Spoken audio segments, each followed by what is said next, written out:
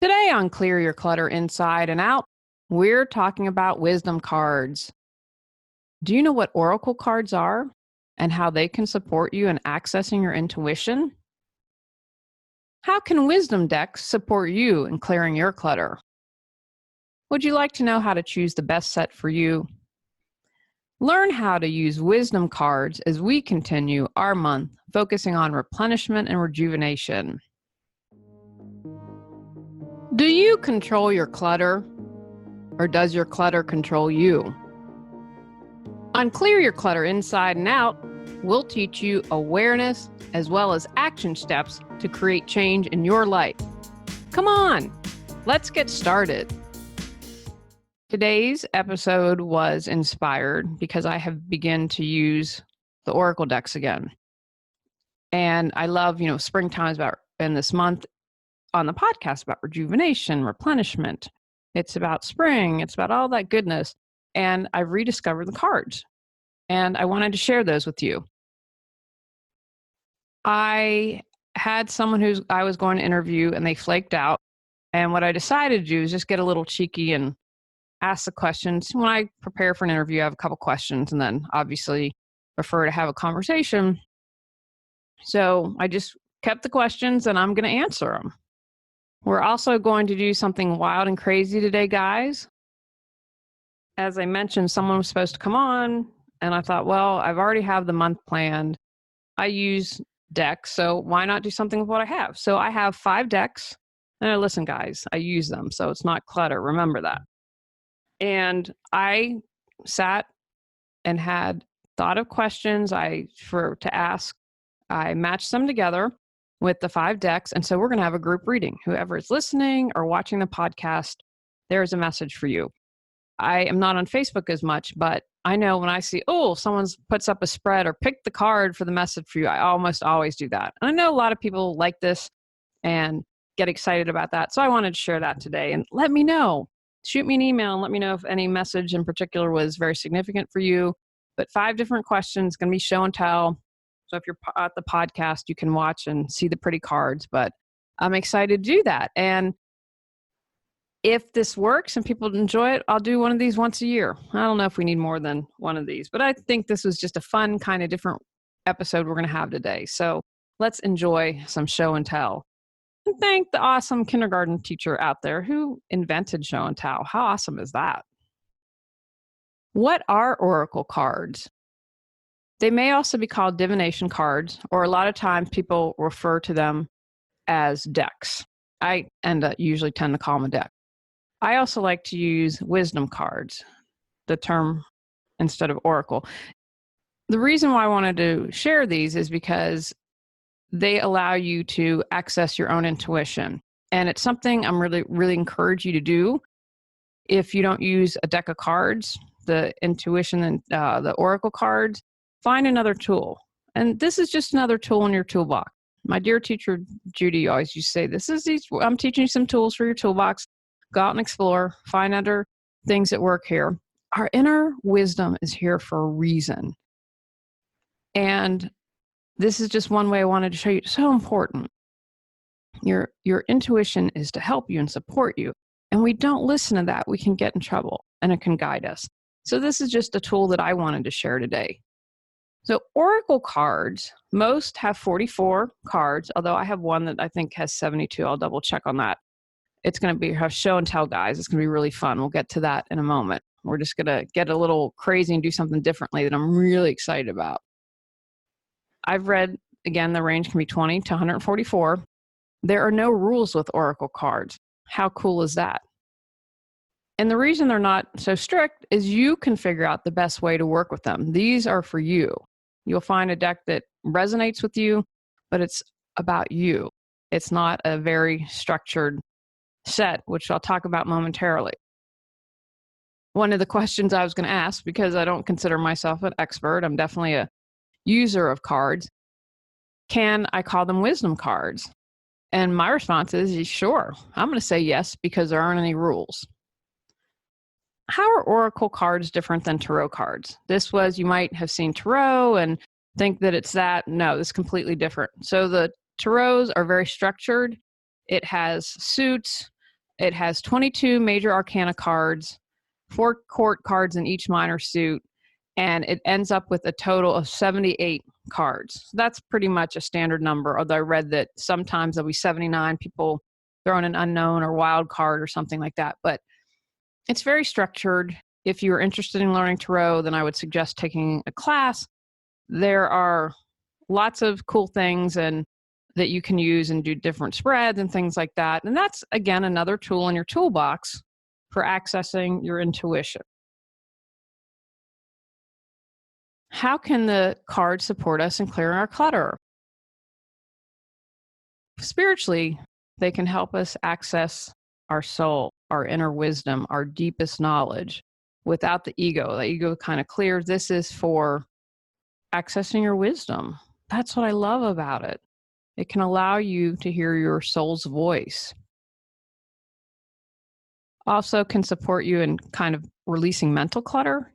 These cards, when you do them, and we'll talk about that momentarily, they can help you focus. They can help you clear clutter. It can help you kind of clear the gunk, clear the head noise, the fuzziness, and focus. And perhaps maybe you need to reach a decision. They're going to allow you to get really clear. And one of the things that can support you in clearing emotional clutter is because it allows you to get neutral. Just the facts, ma'am. Not all that, you're trying to make a decision and your heart's in it. And, I talked in another episode this month about a situation where Athena, our cat, went missing, and I was so emotional. And I went by the house. I know that that's where she was. I ended up talking to an animal communicator because I didn't trust myself because I was so emotional. This is baby girl Athena. And the deck is another way to kind of let that emotional stuff, let's get clarity, let's focus and release the emotion behind it. What's the best way to choose a deck? Whatever feels right. Say you go into a store and something catches your eye. That's a good little sign right there. In person, you might need to be someone that needs to see and feel and touch. Or you might be someone that can go online and get a vibe and say, this feels good. You might follow someone that's created a deck. Someone you're like, wow, I really like their work. Oh, they have an oracle card deck. Fantastic. That's the time, kind of still yourself. You can still yourself if you're in a busy bookstore. And what deck am I drawn to? What deck is really going to support me right now in my life? And as you'll see in a moment, I have 5 decks. I use them for different things. I like them. They're a great pick-me-up. And see what you're guided to. How can you use our oracle cards? There are a ton of different ways. I sometimes will pull a card in the morning. What's my daily inspiration? To kind of help visualize my day, to get my day started in a good frame of mind. Sometimes I'll pull one at night. I believe they can help my dream state. Okay, what is it that we can work out or kink out in my dream, or what message can be delivered to me in my dreams that I need to know? They can help you focus and make decisions. If you are thinking, should I do A or should I do B? You can do different spreads. So say if you're looking at a question and you want to know what's important for me to know, what do I have to avoid, and final outcome. Again, decks all come with instructions and they will go into more detail about that. But you can do wider spreads. I haven't seen anyone do the tarot I know can do like a 7-card spread. And I can't remember if people do more than 7 cards. So when I've used them, I've done 1 or 2, maybe 3, not more than that. But again, just the main thing for the oracle cards is for guidance. What is it you want to know? What would you like to focus on? And in a few moments, I'm going to give you some suggestions for questions you can ask. So how do you begin? You've got your deck of cards, you're home. What's next? Now, I'll be honest. When I get a new deck of cards, and some people might disagree with that, I just open them up, shuffle them, and whatever I feel moved to ask, I ask. Right off the bat, I want to know an answer to something.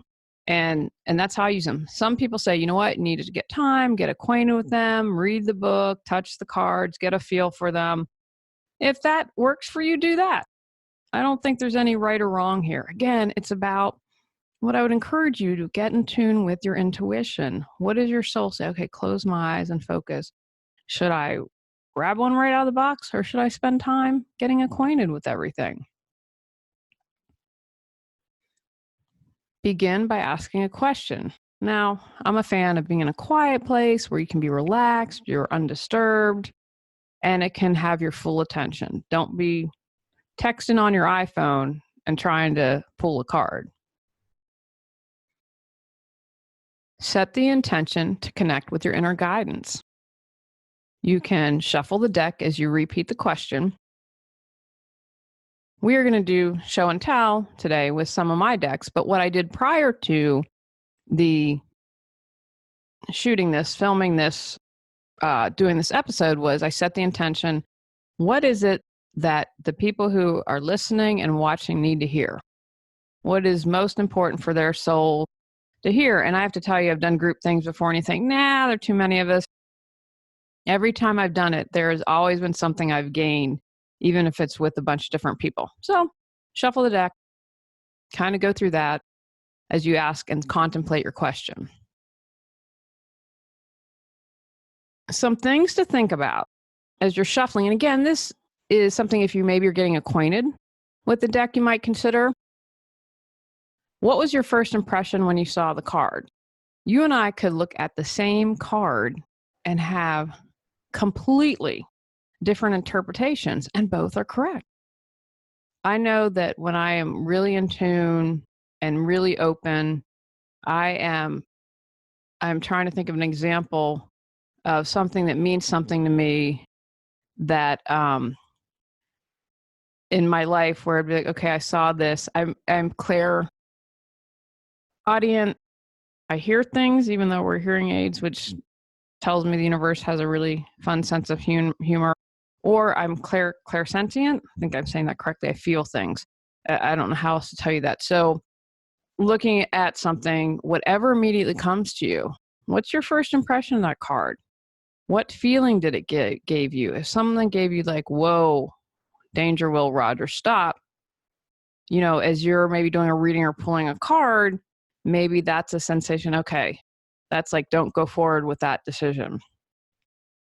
What did you notice about the card? Again, we'll do some show and tell so you can see, but there might be certain things like if there's a picture of something, one thing really stood out to you, and maybe that's the key when you see that card. How does the image make you feel, think? What are those sensations? Again, I believe I've done an episode on that. There are different ways that we can access our intuition. I hear and sense things. Consider writing down your thoughts and keeping a journal. I think it's really cool. I was given a deck to review, and the first card I pulled, I was like, oh my goodness, what a great gift this is. Pulled right up of the box, pulled it what I needed to hear. And it's kind of cool if you keep a journal. And again, I love journaling because I think that's another tool to access your intuition and your deepest knowledge and see, how has this guided me? How has this supported me? And then when you're finished, express gratitude for the wisdom of the cards, for allowing you to access your intuition, and I suggest keeping them in a sacred space. They all come in boxes, you'll see in a moment, and you can keep them in there and keep them from getting dusty. And they are a sacred object like you. So considering keeping them in a safe place. Now, here are some questions that you can ask. And again, play around with this, have fun. What is it that you want answered? What do I need to know? What's the message for today? What should I focus on today? What action or response is best for me right now? What's my blind spot right now? What am I projecting onto others? What truth am I currently avoiding? What's holding me back that I don't want to face? What do I need to appreciate more about myself? What do I need to nurture in myself right now? What do I need to release? What do I need to forgive within myself? Those are just some questions to get you started, to get you thinking about. And within each box, again, all boxes have instructions. There are different spreads that you can do. And play around with it. Have fun. You pull a card maybe one day, and then a couple days later, you're like, oh, I want to try a 2-card spread. When you prepare for death, you can live your life fully. Where's all that information to your online assets, and would people know how to find it?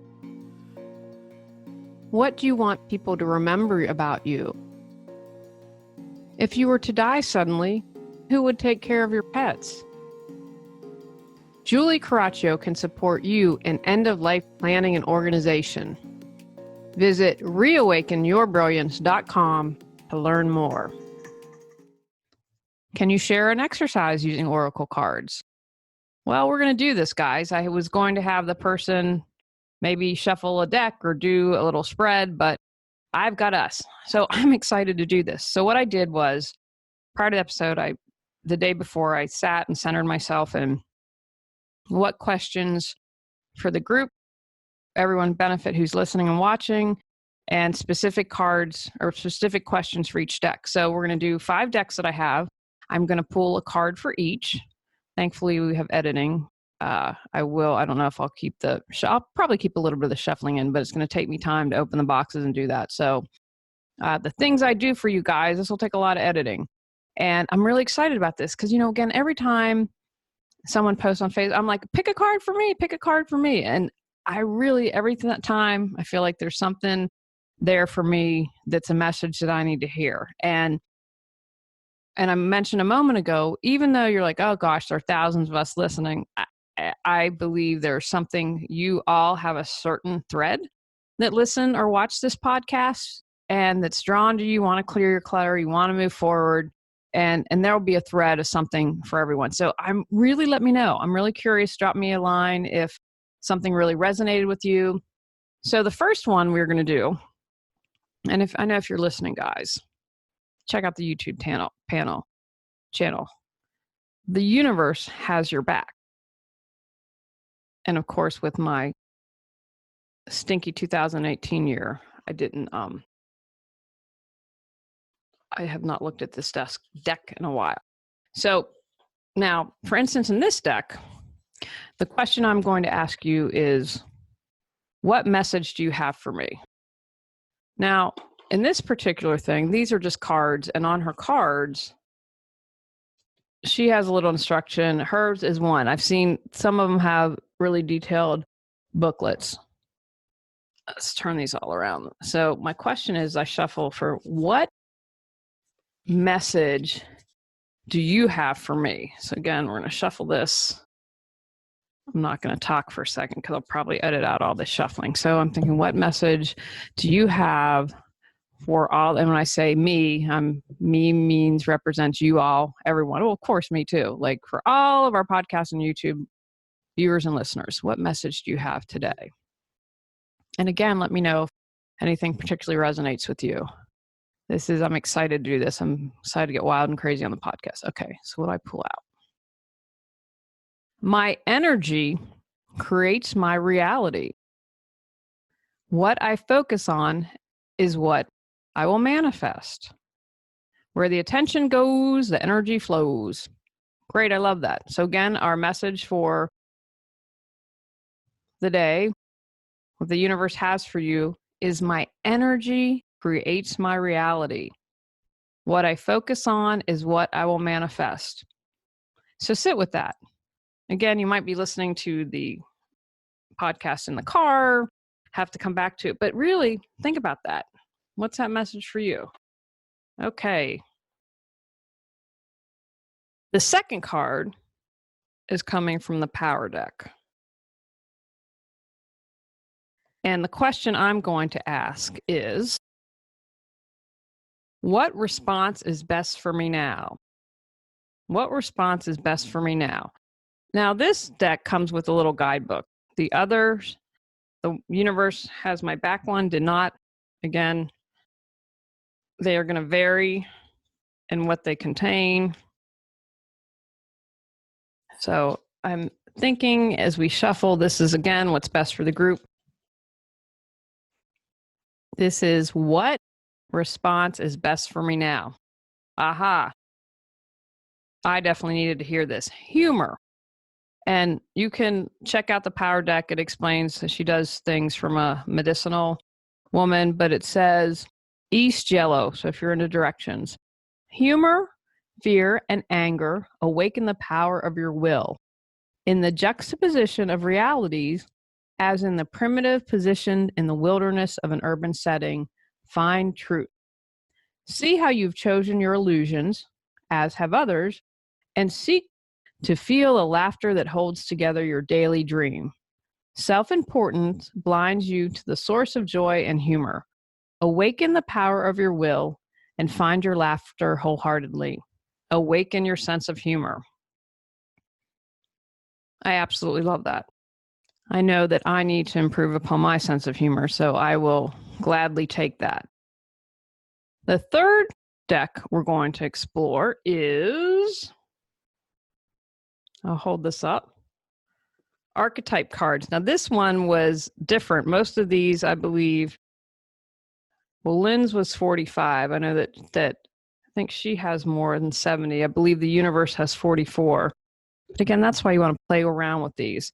So the question I got to ask for the archetype is, what's holding me back that I don't want to face?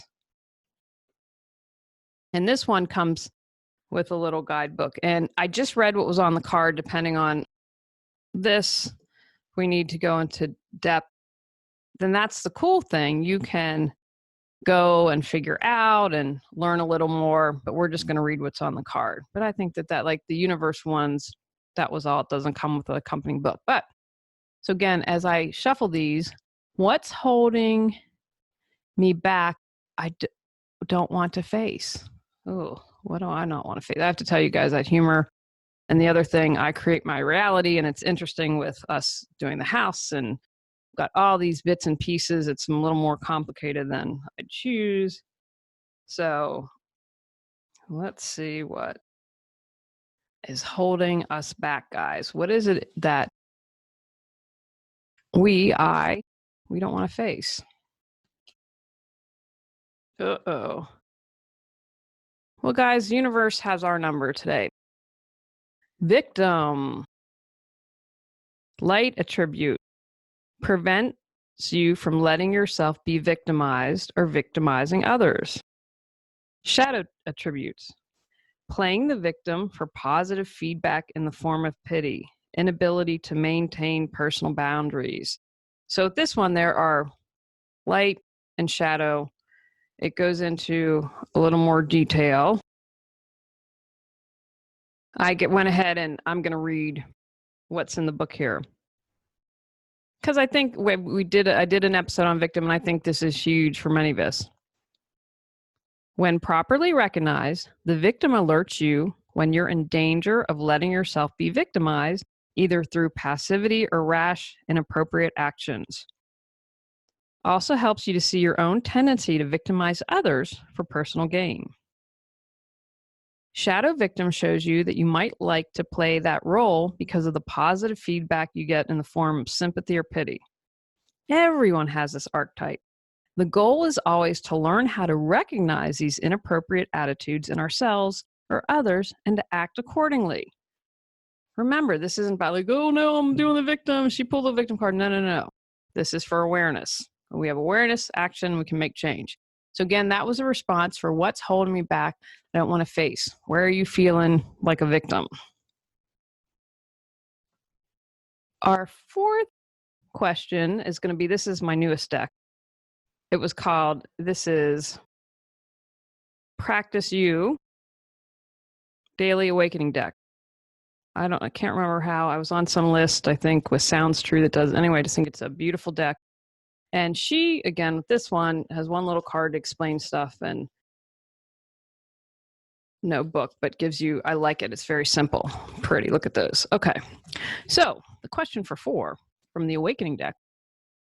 What do I need to release? You know, I wasn't going to do a reading without bringing clutter in some form, right? Because what do we need to release? We need to release our clutter. So What is it that you and I and all of us connected on this thread need to release? Okay, guys, here we go. What is it that we need to release? This is today's prayer for inner dignity. Inner dignity. So that's really interesting. Inner dignity. So if what we need to release, how I view this and how I would do this if I was doing this for myself. Okay. What's the opposite of dignity?